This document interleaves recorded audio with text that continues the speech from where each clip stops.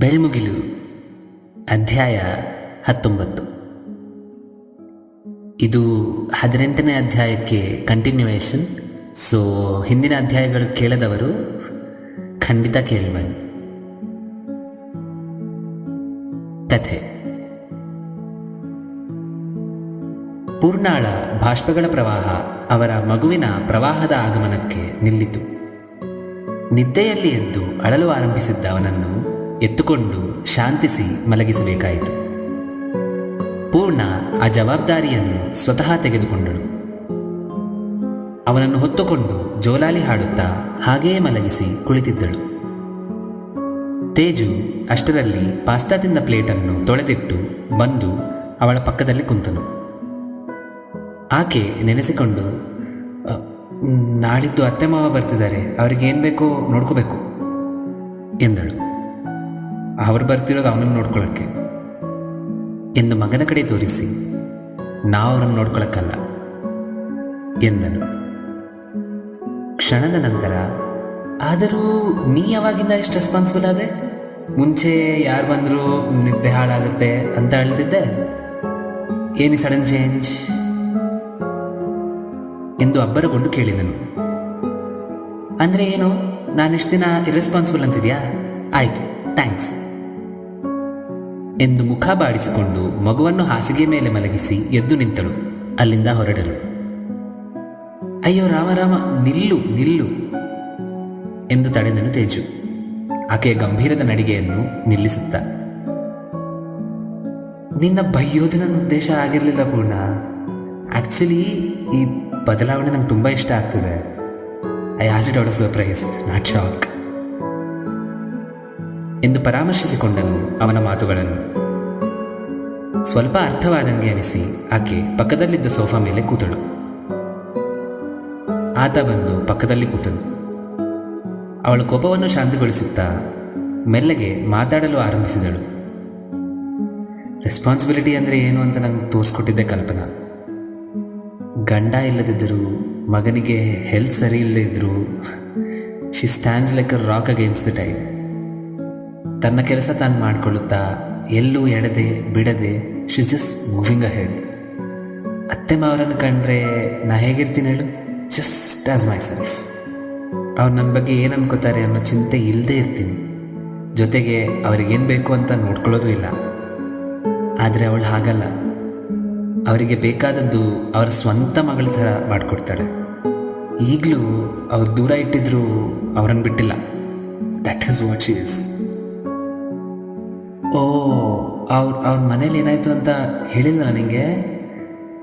ದೊಡ್ಡ ಕಥೆ, ಚಿಕ್ಕದಾಗಿ ಹೇಳಕ್ಕೆ ಪ್ರಯತ್ನ ಪಡ್ತೀನಿ. ಶ್ರವಣ್ ಇನ್ನೂ ಹುಟ್ಟಿರಲಿಲ್ಲ ಅವಾಗ ತೇಜು. ಅವಳು ಪ್ರೆಗ್ನೆಂಟ್ ಆಗಿದ್ದಾಗ ಆಷಾಢ ಬರೋಕ್ಕಿಂತ ಮುಂಚೆ ಅವಳನ್ನು ಮನೆಗೆ ಕರ್ಕೊಂಡು ಹೋಗೋಕ್ಕೆ ಅಂತ ಬಂದಿದ್ದರು ಅವರಪ್ಪ ಅಮ್ಮ. ಅವಳಿಗಿನ್ನೂ 3ನೇ ತಿಂಗಳು. ಆಗಲೇ ಮನೆಗೆ ಹೋಗೋಕ್ಕೆ ಇಷ್ಟಪಡ್ತಿರ್ಲಿಲ್ಲ ಅವಳು. ಅತ್ತೆ ಮಾವರ ಹೆಲ್ತ್ ಆದಷ್ಟು ಅವಳೇ ನೋಡ್ಕೋಬೇಕು ಅನ್ನೋ ಹಠ. ಗೊತ್ತಲ್ಲ ಅವಳ ಬಗ್ಗೆ. ಅವರ ಅಪ್ಪ ಅಮ್ಮ ಮನೇಲಿ ಬಿಡ್ತಿಲ್ಲ ಅಂದ್ಕೊಂಡು ಕೇಳಿ ಕರ್ಕೊಂಡು ಹೋಗೋಣ ಅಂತ ಯೋಚನೆ ಮಾಡಿ ಬಂದರು. ಅವ್ರು ಮುಂಚೆನೇ ಕಾಲ್ ಮಾಡಿದರೆ ಇಷ್ಟೆಲ್ಲ ನಡೀತಿರ್ಲಿಲ್ಲ. ಅವರಿಗಿನ್ನೂ ಅಳಿಯ ಲಂಡನ್ಗೆ ಹೋಗೋ ಪ್ಲ್ಯಾನ್ ಬಗ್ಗೆ ಅರಿವಿರಲಿಲ್ಲ. ಹೇಳುವಷ್ಟರಲ್ಲಿ ಮನೆಗೆ ಬಂದದ್ದು ನೋಡಿ ಸ್ವಲ್ಪ ಅಬ್ಬರ್ಕೊಂಡಿದ್ದನು ಕೃಷ್ಣ. ಆದರೂ ಸ್ವಾಗತಿಸಿ ಕೂರಿಸಿ ಒಳ್ಳೆ ಮಾತುಕತೆ ಮಾಡ್ತಿದ್ದ. ಆ ವಿಷಯದ ಬಗ್ಗೆ ಇನ್ನೂ ಹೇಳಕ್ಕೆ ಶುರು ಮಾಡಿರಲಿಲ್ಲ. ಅಷ್ಟರಲ್ಲೇ ಕಲ್ಪನಾ ಒಳಗಿಂದ ಬಂದಳು. ಸ್ವಲ್ಪ ಸುಸ್ತಾಗಿರೋದು ಕಂಡು, ಏನಮ್ಮ ಆಗಿದೆಯಾ ಅಂತ ಕೇಳಿದ್ರು.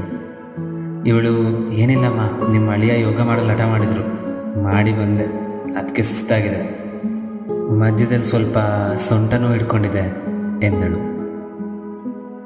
ಅವರಿಗೆ ಅವಳನ್ನು ಬಲವಂತ ಮಾಡಿದ್ದು ಇಷ್ಟ ಆಗಿಲ್ಲ ಅನಿಸುತ್ತೆ. ಎಲ್ಲೋ ಸ್ವಲ್ಪ ಅವ್ರ ಮೇಲೆ ಬೇಸರ ಕೂಡ್ಕೊಂಡಿರಬೇಕು. ಆಗಲೇ ಕೃಷ್ಣ ಅವರಮ್ಮ ಕಾಫಿ ತಂದುಕೊಟ್ರು. ಕೂತರು. ಅವರ ಅಪ್ಪ ಆಚೆಯಿಂದ ಬಂದು ಇವರನ್ನು ನೋಡಿ ಉತ್ಸಾಹದಲ್ಲಿ ಕೂತರು. ಅದೇ ಉತ್ಸಾಹ ಇವರಲ್ಲಿ ಕಾಣದ್ದು ಕಂಡು ಸ್ವಲ್ಪ ನಿಸ್ಪೃಹೆ ಕೂಡಿಕೊಂಡರು. ಎಂದಿನಂತೆ ಮಾತುಕತೆ ನಡೆಯುತ್ತಿತ್ತು. ಮೊದಲಿನಲ್ಲಿ ಮಾತಿನ ಮಧ್ಯದಲ್ಲಿ ಕಲ್ಪನಾನ ಅಪ್ಪ ಹೀಗೆ ಅವಳನ್ನು ಮನೆಗೆ ಕರ್ಕೊಂಡು ಹೋಗೋದ್ರ ಬಗ್ಗೆ ಮಾತು ತೆಗೆದರು. ಅವಳ ಮಾವ ನೇರವಾಗಿ ಒಪ್ಪಿಗೆ ನೀಡಿದರೂ ಆಷಾಢ ಮುಗಿದ ನಂತರವೇ ಕೃಷ್ಣ ಲಂಡನ್ಗೆ ಹೊರಡುವನೆಂದು. ಆಗ ಅವಳು ಹೇಗೆ ಬರುವಳು ಎಂದು ಕೇಳಿದರು.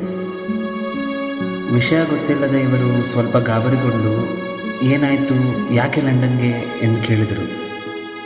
ಅವರಿಗೆ ವಿಷಯ ಇನ್ನೂ ತಿಳಿದಿಲ್ಲವೆಂದು ಆಗ ತಿಳಿದುಕೊಂಡ ಮಾವ ಹೇಳಿಲ್ಲ ಎಂದು ಕೃಷ್ಣನ ಕಡೆ ತಿರುಗಿದರು.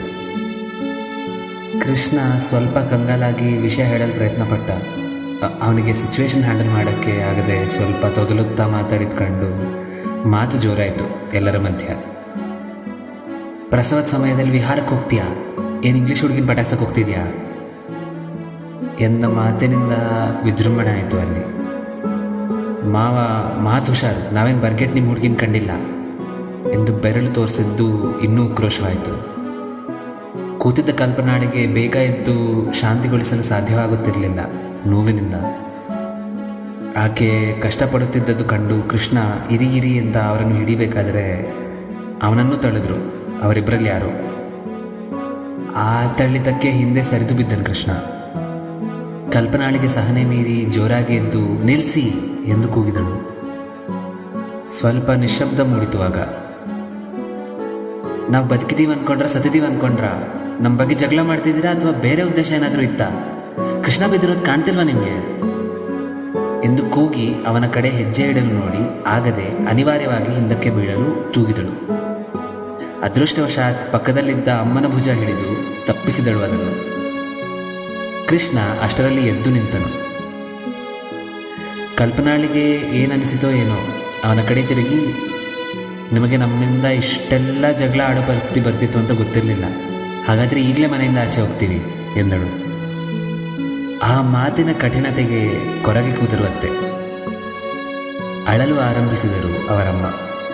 ಆದರೆ ಅವರಪ್ಪ ಹಾಗೂ ಮಾವ ಏನನ್ನೂ ಮಾಡದೆ ಏನನ್ನೂ ಹೇಳದೆ ಹಾಗೆಯೇ ನಿಂತರು.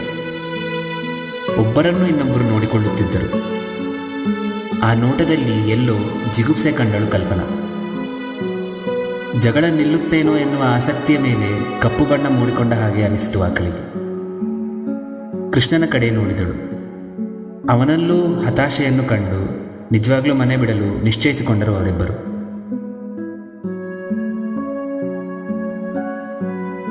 ಅವನು ಲಂಡನ್ಗೆ ಹೋಗಲು ನಿಶ್ಚಯಿಸಿದ್ದಕ್ಕೆ ಇಷ್ಟೆಲ್ಲ ಆಯಿತು ಎಂದುಕೊಂಡ ಕೃಷ್ಣ. ಜೊತೆಗೆ ಅವರಿಬ್ಬರೇ ಮನೆ ಮಾಡಿದ್ರಿಂದ ಅವನ ದುಃಖಕ್ಕೆ ಹೊಣೆಗಾರಿಕೆ ಕೂಡಿ ಲಂಡನ್ ವಿಷಯ ಬಿಡಲು ಪ್ರೇರೇಪಿಸಿತು ಎಂದು ಕಣ್ಣುಗಳನ್ನು ಒರೆಸಿಕೊಳ್ಳುತ್ತಾ ಹೇಳಿದಳು ಪೂರ್ಣ. ವಿಷಯದ ಭಾರವನ್ನು ತೂಗಲು ಸಮಯವನ್ನು ತೆಗೆದುಕೊಳ್ಳುತ್ತಿದ್ದ ತೇಜು. ಎಷ್ಟೇ ಡಾಕ್ಟರ್ ಆದರೂ ಈ ಥರದ ವಿಷಯಗಳು ಎಲ್ಲಾದರೂ ಒಂದು ಕಡೆ ಕಂಡಿದ್ದರೂ ಸ್ವಂತ ಜನರಿಗೆ ಹೀಗೆ ಆದಾಗ ಜೀರ್ಣಿಸಿಕೊಳ್ಳಲು ಎಷ್ಟು ಕಷ್ಟವೋ ಆಗ ಹೊಡೆಯಿತು ಅವನಿಗೆ. ಈ ಯೋಚನೆಗಳ ನಡುವೆ ಪೂರ್ಣಾಳಿಗೆ ಬಂದಿತು ಒಂದು ಕಾಲ್.